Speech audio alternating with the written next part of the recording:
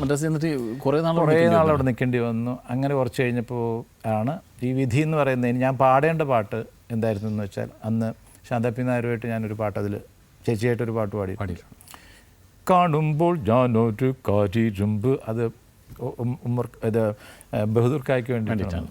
കാണുമ്പോൾ ഞാനൊരു കാറ്റിരുമ്പ് കയ്യു പിടിച്ചാലോ പൂങ്കരിമ്പ് എന്ന് പറഞ്ഞിട്ടാണ് പാട്ട് പാടേണ്ടത്. ഇത് റിഹേഴ്സലൊക്കെ ചെയ്ത് റെഡിയായി, നമ്മൾ റെഡി. ഫസ്റ്റ് സോങ് അല്ലേ, റിഹേഴ്സലൊക്കെ കഴിഞ്ഞു. കുറേ കഴിഞ്ഞപ്പോഴാണ് ഒരു പനി പെട്ടെന്ന് പിടിച്ചു. പനി പിടിച്ചു കഴിഞ്ഞപ്പോൾ ഇവർക്കൊരു സംശയം, ഇനി നന്നാവുമോ, തൊണ്ടൊക്കെ പോയി. അതിൻ്റെയൊക്കെ പിന്നത്തെ ചരിത്രമൊക്കെ പിന്നെയാണ് ആൻ്റണി പറയണത്. ശരി, കാരണം പലതും നടക്കുമല്ലോ ഈ സിനിമ ഫീൽഡിൽ, അറിയാമല്ലോ, സിദ്ദിഖിക്ക് അറിയാവുന്ന കാര്യമല്ലേ. അപ്പോൾ എത്ര സ്നേഹമൊക്കെ ഉണ്ടെങ്കിൽ അവരവരുടെ കാര്യത്തിനെടുക്കുമ്പോഴേക്കും മാറും സംഗതിയൊക്കെ.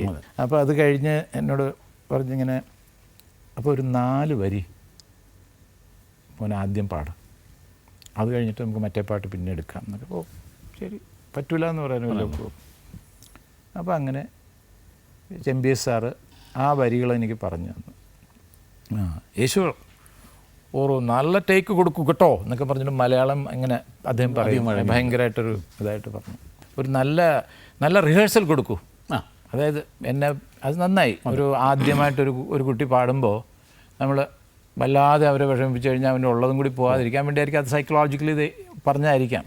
നല്ലൊരു റിഹേഴ്സൽ തരൂ, എന്നിട്ട് നമുക്ക് ടേക്ക് എടുക്കാം എന്താ എന്നൊക്കെ പറഞ്ഞിട്ട്. ഓ, അപ്പോൾ ഞാൻ പാടിയത് ഇതാണ്: ജാതിഭേദം മതദ്വേഷം ഏതുമില്ലാതെ സർവരും സോദരത്വേന വാഴുന്ന മാതൃകാ സ്ഥാനമാണിത്. ഓ, റിഹേഴ്സൽ കഴിഞ്ഞു. അകത്തോറോ എന്ന് പറഞ്ഞു. ഞാൻ വിചാരിച്ചു പോക്കടിയായി. കേട്ട് എന്താണ് ഇനിയിപ്പോൾ അടുത്തെന്താ പറയാൻ പോകണമെന്നുള്ളതിൽ ഞാൻ നിൽക്കണേ. അപ്പോൾ ഇദ്ദേഹം കോട്ടീശ്വറാവിനോട്, എഞ്ചിനീയർ, ഏറ്റവും വലിയ എഞ്ചിനീയർ, ഭരണി സ്റ്റുഡിയോയിൽ, എപ്പടി വോയിസെ പറ്റി ചൊല്ലുങ്കോ, 10 വർഷം കഴിഞ്ഞിട്ട് പറയാം. അപ്പോൾ നമുക്ക് ഇതിൻ്റെ ഈ തമിഴും വലിയ പിടി എന്താണെന്ന് കിട്ടിപ്പോ, അപ്പോൾ ഇനി 10 വർഷം കഴിഞ്ഞ് വരാനായിരിക്കും പറയണമെന്ന് ഞാൻ ധരിച്ചത്.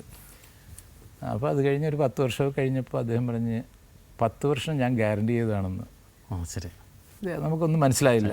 അപ്പോൾ എന്താണ് ഇതിനേക്കാൾ ഉപരിയായിട്ടുള്ള കാര്യം, അവിടെ ഈ കാണുമ്പോൾ ഞാനുള്ളത് മോശമുള്ള പാട്ടെല്ലാം പാട്ട് തന്നെ. പക്ഷേ ദൈവഹിതം എന്തെന്ന് വെച്ചാൽ അങ്ങനെ ഒരു പാട്ട് പാടി തുടങ്ങണമെന്നല്ല.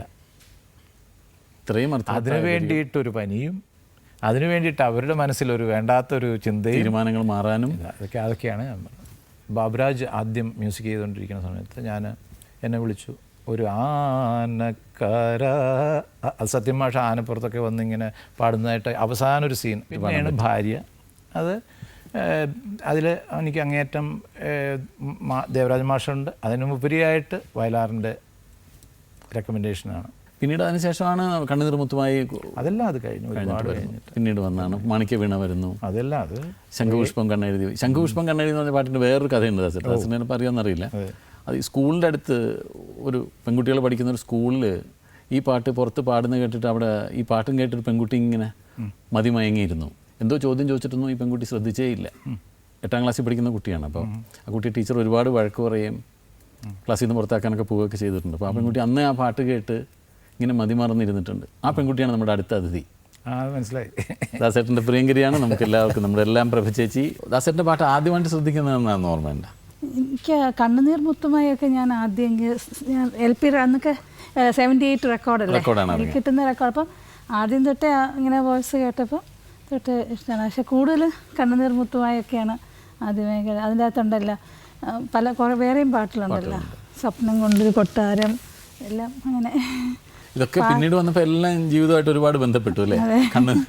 എന്തെന്ത് മോഹങ്ങളായിരുന്നു. ശംഖുപുഷ്പം കണ്ണെഴുതുമ്പോൾ കണ്ണുനീർ മുത്തുമെന്ന് വെച്ചാൽ കാണാനായിട്ട് കാത്തിരുന്നു. ഒരുപാട് പാട്ടുകളുണ്ട് ദാസേട്ടനുമായിട്ട് ബന്ധപ്പെടുത്തി. അങ്ങനെ നമുക്ക് ഒരുപാട് പാട്ടുകൾ പറയാം. ആകാശവാണിയിൽ ഒഴുകി വരും ആ ഗാനക്കല്ലോലിനി. ഫ്രണ്ടൊക്കെ എന്നെ വിളിച്ച് കളിയാക്കി വരുന്നു, അജ്ഞാത ഗായിക.